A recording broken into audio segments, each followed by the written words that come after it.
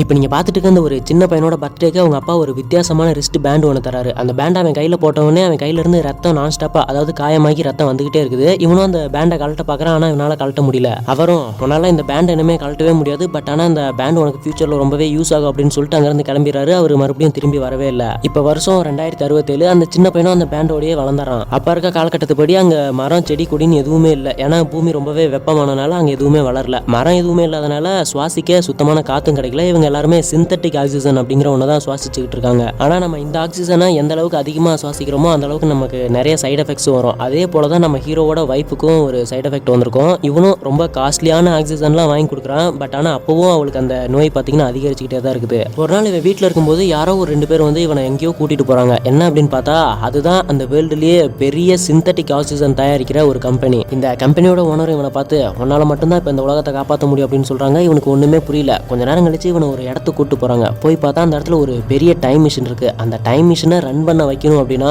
இவன் கையில இருக்க அந்த கீயால மட்டும்தான் முடியும். ஏன்னா இவங்க அப்பா இவன் கையில கட்டி விட்டது அந்த டைம் மிஷினோட கீ தான்.